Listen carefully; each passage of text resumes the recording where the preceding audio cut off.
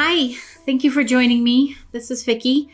This is another episode of Intuition Your First Sense. And this week, we are going to cover the topic of feeling tired, burned out, exhausted. Because last week, and I'm recording this in March, so know that, but last week I felt such an overwhelming sense of exhaustion after my day. And I don't normally feel that way at the end of a day of sessions, even though it can be, a long one, sometimes with people's emotions and the stress that's there in people's lives right now and everything. I don't usually feel depleted or drained, and it whacked me upside the head. I was literally kind of like I am now, at a loss for words and not really able to function or communicate. And I know a lot of it had to do with the energy that's universal. We always have a psychic energy that's going on in the world. And not only from a country perspective, each individual country has its own vibration, but then you have the world vibration, and then you have the universal vibration, and then you have each person's vibration adding to that. So it does tend to become a layered effect sometimes, and we don't even realize how much we're putting on. And that was some of it. It definitely did have a feeling universally that it was just a little heavy. And I felt that. And then the subject matter all day long, every session was about abuse that they had experienced. And that's hard. It's hard to deal with. I would not trade what I do for the world for any other occupation. Just would not. I love it. I love helping people. And sometimes it's exhausting. And I want to acknowledge for those helpers out there, the coaches, the empaths, the parents, the therapists, the teacher, the frontline, I'm going to forget somebody. So I'm just going to say everybody who's doing the best dang thing they can do right now, we're all feeling it. And is a level of burnout that's happening. And here in the Northeast, we're finishing winter. And sometimes I always feel like I'm so blessed to live where there are seasons, because there's a natural beginning and ending to things. And as we transition into a new season, especially spring, I get so excited. We get mud season first, but that's short-lived. That it's so much of a reminder that things pass. And once I was feeling this, I felt like, boy, I really need to talk about this, because those of us who are in helper positions, or just to have a tendency to have a helper personality, sometimes have a hard time admitting that we're tired, or that the subject matter that we're dealing with is deep, or that having other people's trauma in our energy field is hard. And I felt like I want to speak truthfully about this. And then what is it that I do to shake it off, to bounce back? Because you have to show up the next session. If you happen to have a tough one initially, you have to show up for that next session completely clear. And I truly believe in that. And I thought, well, maybe these practices could help other people. And then just to reiterate them, you've probably heard me say them if you've listened to other episodes, but I'm going to reiterate it because, man, I know I need to hear things a few times often in order to get it really into the practice place. So if you're feeling exhausted right now, like you're working a little bit in slow motion, maybe you're having to do things a couple times because there's some mistakes there. Think of them as the movies, take one, take two. Maybe you're a little cranky, a little irritable, and maybe there's a loss of joy, which to me, when there's a loss of joy, it means that the soul connection is not quite lined up. Like maybe life has become a little bit too fundamental, and you forget how to play and how to lighten up about this process, because honestly, many lifetimes Don't be so serious about this one. And sometimes you can have a difficult time thinking clearly because of all this need right now to be juggling so many different areas. None of us have lived through a pandemic before, and the age group that we're in. And the majority of the age, rather, I guess there would be a certain part of the population that have been through something similar, but not to this extent.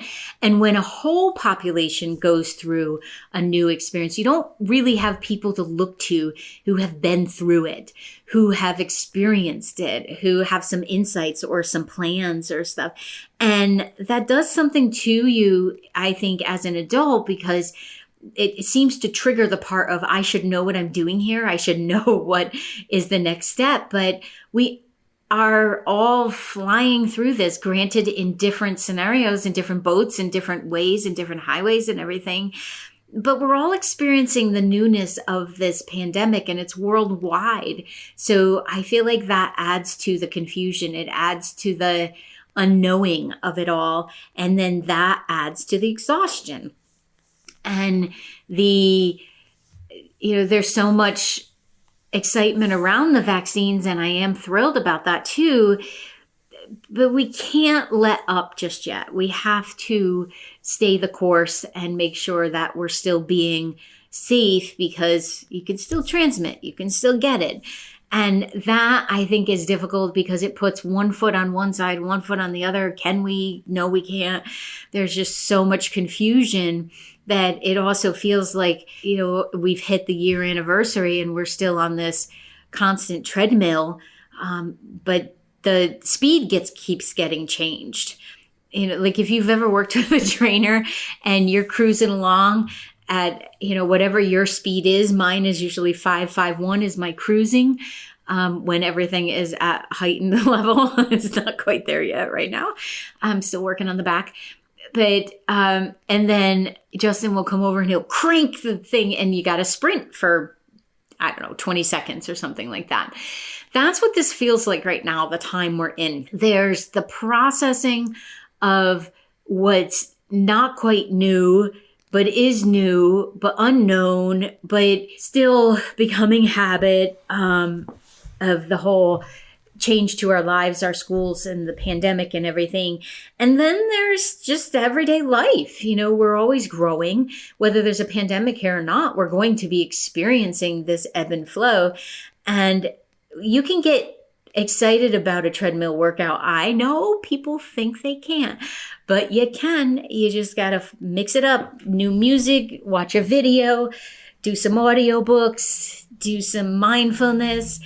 That it doesn't have to be boring or so redundant that it creates a heaviness as well. Or that you burn out the motor on the treadmill, you burn out the motor on yourself.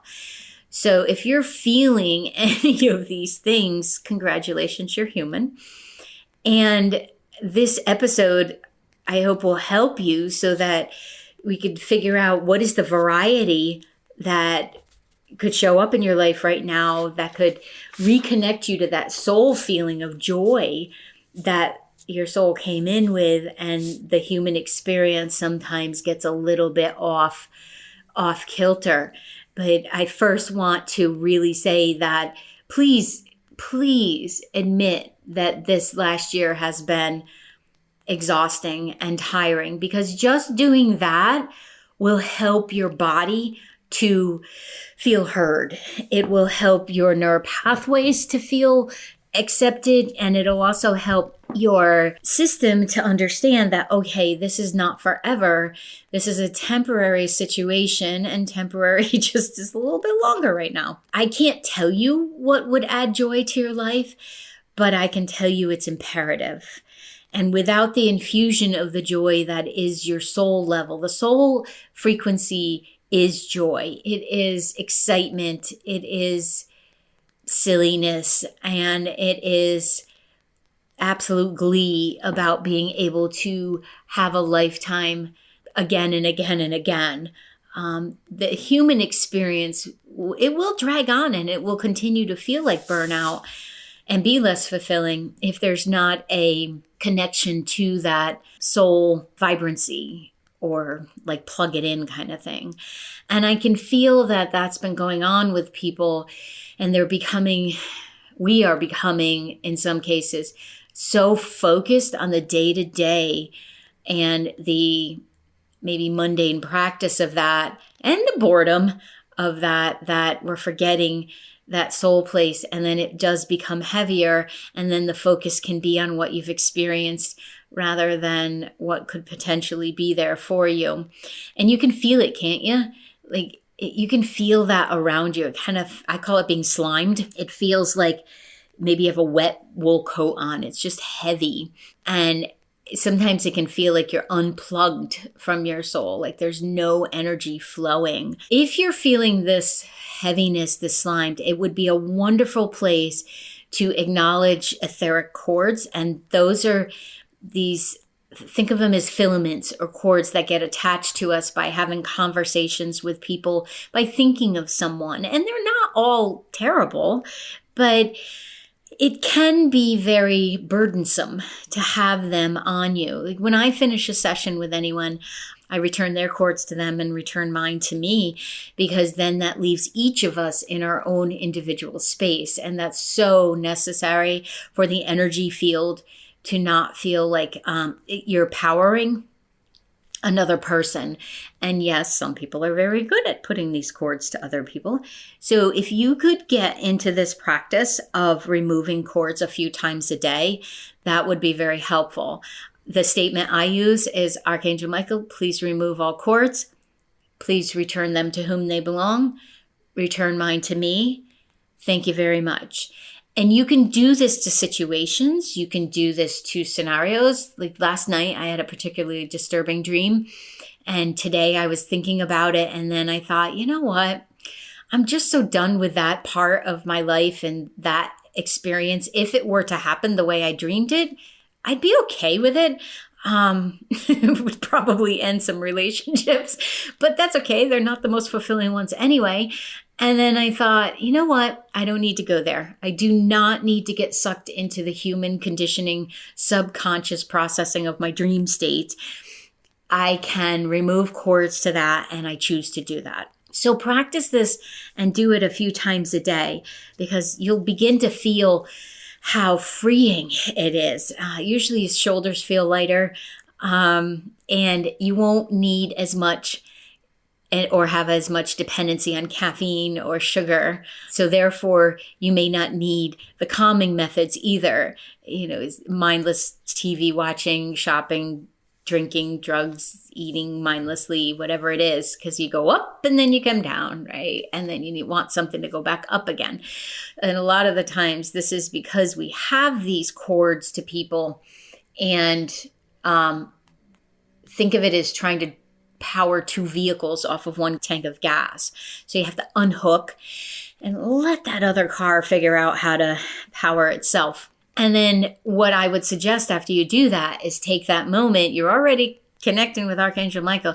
You may as well ask for white light to surround you, because what that will do is give you a nice little hug energetically. And then that will help you to feel somewhat solid within yourself and hopefully peaceful. And I know it sounds like a lot to ask you to do a few more things when it's already feeling burdensome and there's already so much to juggle. But these are the things that when you get in the practice of doing them, and maybe you need a sticky note on your odometer or on the bathroom mirror, on your computer when you open it up, to remind you that these things are imperative. And if you take care of your energy field will take care of you. And then you won't feel as exhausted or drained or tired. And to my example of that day that was tough, well, I wasn't drained because I was still hooked up to people. I was drained because my heart hurt. And some of that is because I understand what it feels like to have lived in an abusive situation. And I understand the mind tricks that can go along with that. And I just felt empathy for them. And I am grateful that I'm someone who can do that. And then I went for a nice walk. I removed the cords. I thanked nature for cleaning me off. I had a conversation with actually my partner and a friend. And felt rejuvenated from that, and then drank a lot of water and got a really good night's sleep. So it feels like a lot to ask someone when they're feeling burdened to do something more, but the self-care has to be there. The energy care has to be there because it'll dissipate. If not, you're going to pixelate with all the stress and burden that's here. And then the other thing is that you learn to get an appreciation that we do ebb and flow as humans, and life is going to experience that. And it's not always in this heightened space. So I have a few suggestions for you that could be helpful, because again, I think a lot of the times people say, well, just go ahead and do some self-care. And then you're standing there like, well, what the hell does that mean? Give me some ideas. I know when I get that tired, sometimes I can't even think about what to have for dinner and end up picking all night or something. So I'm going to give you a few things, like 8 or 9 things, and you pick a few from the list and add them to your, think of it as your filling up routine or your gas tank. Please choose small things. Don't go huge, because the idea is not to have you feel like there's so much more on your to-do list, but rather to start filling up your energy stores so that you can navigate whatever exciting stuff that life is tossing at you this next week, or that you get to experience. Life doesn't toss it at us. We get to experience it. And, we are in the manifestation process of our own life. And while I do not believe we manifest everything, because we're just not that powerful, I know people like to think they are, but they're not. And I have a couple episodes coming up on the law of attraction and manifesting, and at least my perspective of what it is and how to best use it. So here are some suggestions. The first one you hear all the time. I am going to reiterate it because it makes such a huge difference. Drink more water. And I do not consider, if you're drinking tea, that it has water in it. I am talking straight up water. Seltzer's fine. I'm not talking about the sweetened water, because I really do feel like we need to have very clean water that runs through us. Our organs need it. Your brain needs it. So much stuff is linked to dehydration, so much depression and a feeling of lethargy and cramps in the body and everything. Just stink and drink more water. You ideally should take in the amount of ounces that's half your body weight. So if you're a 140-pound person, 70 ounces of water. And then if you drink other things, that's fine. So I aim, on an average day, I aim for 90. And most of the time I come in at anywhere, depending on the workout day, because you got to replace if you sweat. I don't consider that to be my baseline. Somewhere around 70 to 120. And yes, I do make a lot of trips to the loo. But it makes such a difference. On the days where I only get 30 or 40 ounces in, the headache, the I don't want to do anything, it's massive. And your body adjusts. At first, you'll be running all the time, but your body will adjust. And it'll thank you. Your skin will be soft, and your cholesterol numbers will go down. There's just so many benefits. The next suggestion would be close your eyes, calm your system. There's so much information that comes in through our visual eyes. So when you close your eyes, it brings a peace, because it cuts out automatically it's something like 3,800 bits of information per minute or something along those lines. And that could be you're just looking around your living room and stuff, and you're just taking in all that information. Close your eyes. Maybe you start with closing your eyes when you brush your teeth, to make that a more mindful practice. You know how to do it. You don't have to be staring yourself in the mirror unless you want to do some mirror work. But I find mirror work hard to do when I'm brushing my teeth. Close your eyes. Enjoy the process. Step outside, no matter what the weather. Okay, if it's a hurricane, stay inside. But step outside. You can go outside for a few seconds And I was listening to another podcast today, and she said, well, in the winter it's cold. Well, no kidding, cutie. Put some layers on and go outside. You will be fine. We don't live in Alaska. Maybe you do live in Alaska. Please be safe, and watch your skin. But I bet you guys are out more than we are. So do it. We need it. You need to breathe the air and get outside the stagnation of your home. And if that means raising your window up because you're in quarantine and sticking your head outside, oh, please do it. Take 3 deep breaths several times a day, ideally while stepping outside. If not, just get them in, okay? Pick 10 movement-based ideas, exercises. So 10 push-ups, 10 lunges, burpees, squats, step-ups, just step up onto a step and down 10 times. Bicep curls with 5 pounds, 10 pounds. These things take 20 to 30 seconds, but they will add up during the day if you do a couple of them, especially those of you that are, chair bound for most of your day. And the only time you're getting up is maybe to get a drink or go to the loo, which is another reason to drink more water because it'll make you get up and stretch your body and get the fluids moving. But pick 10 mobility. This is about mobility. This is not about weight loss. This is not about exercise necessarily. This is about mobility and the mobility of your brain to process and the mobility of your energy field to get rid of debris. Pick an adjective for your day.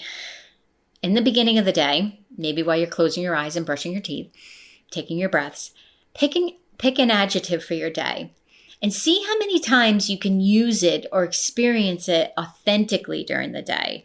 So an example, energized, happy, calm, thoughtful, connected, lit up, something that describes actively your day. And then at the end of the day, just see if you made it. Maybe you didn't, and that can be the word for the next day. You wouldn't have to pick a new word. You can just recycle because recycling's important too. But pick an adjective for your day or verb if you want. But I like the descriptor part. I'm not asking you to do something. I'm asking you to acknowledge the energy that flows through your day, and adjectives tend to work best for those. Eat 1 more veggie or fruit than you did yesterday. 1 more serving. You can do it. It's important, again, for the minerals, for the vitamins. But you know what? It's just important for the fiber and to feel good about yourself. And it's brain food. And I think it's easy. I know it's easy. I mean, I'm a pescatarian. I eat fish, try to eat fish a couple times a week.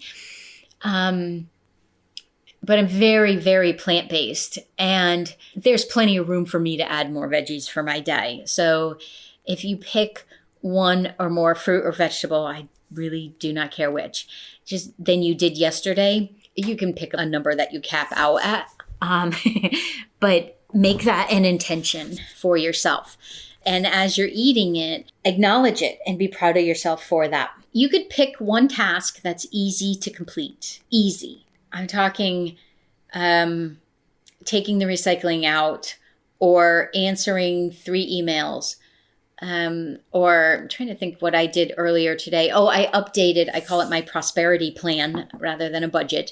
I updated that to the current expenditures in the business and then did my personal one as well so that I could look at my own manifesting and what I needed to create for the business, and which then pays me, so there's a whole kind of ripple effect there. And that was really easy because it was pretty much updated from a couple months ago. So picking 1 task that's easy to complete, do it, and then feel proud of yourself for doing it. I would love for you to do the happy dance. And when I finish recording this, there are some towels that dried in the dryer.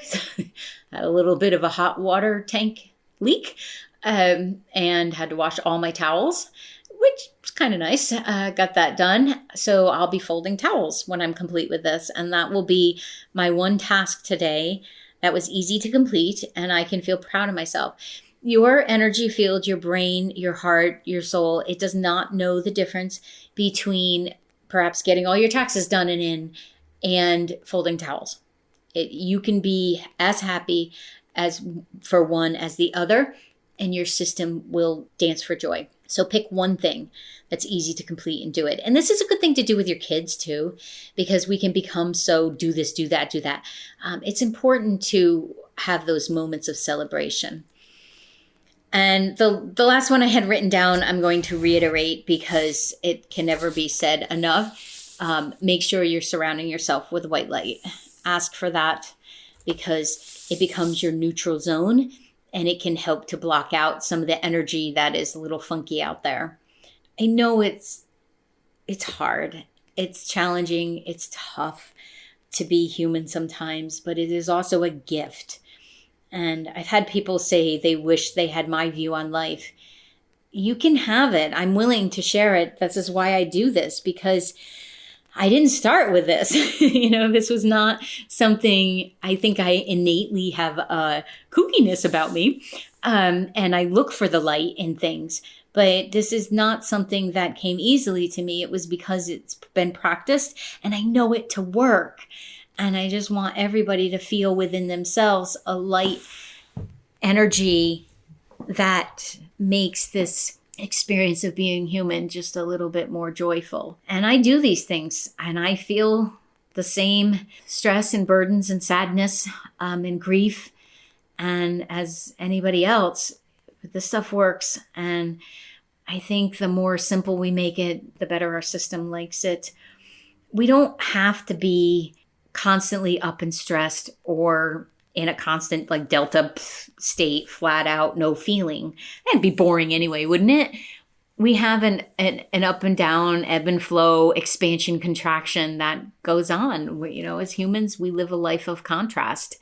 But that contrast can be pretty amazing too. Truth be told, we have to remember that we're responsible for our own alignment, happiness, and feeling connected. No one else can do that for you, which is both a blessing and a challenge, because it would be so easy to delegate that now, wouldn't it? But then you wouldn't be able to feel the absolute pride in self and experience the expansion of your soul and the raising of frequency of your own human self if you didn't do all the work for you, actually. It can be fun to connect with other people who are doing that, but your soul chose you. So, enough dancing around this. You owe it to your soul to look at it and say, how can I help you? How can I help you help me connect to joy? Because it is very much a reciprocal process.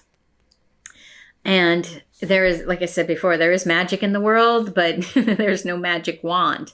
And once you know that, you actually feel like, oh, this isn't as much, because you're not waiting for anybody to save you. You're not waiting for someone to take the burdens away. I feel like when I work with people, I'm not taking their burdens from them. I'm honoring them. I'm respecting them. I'm giving voice to them, and sometimes helping them to understand what they're still feeling and why it could be in their way that they're hanging on to something. But I'm not taking them for them, because that would be disrespectful, as everyone is responsible for their own soul's journey. But you know what? I'm so willing to shine that flashlight so that everyone can feel there is glee, there is joy, there is silliness, and have the ability to live life the majority of the time in that love and that energy and a true curiosity about this process.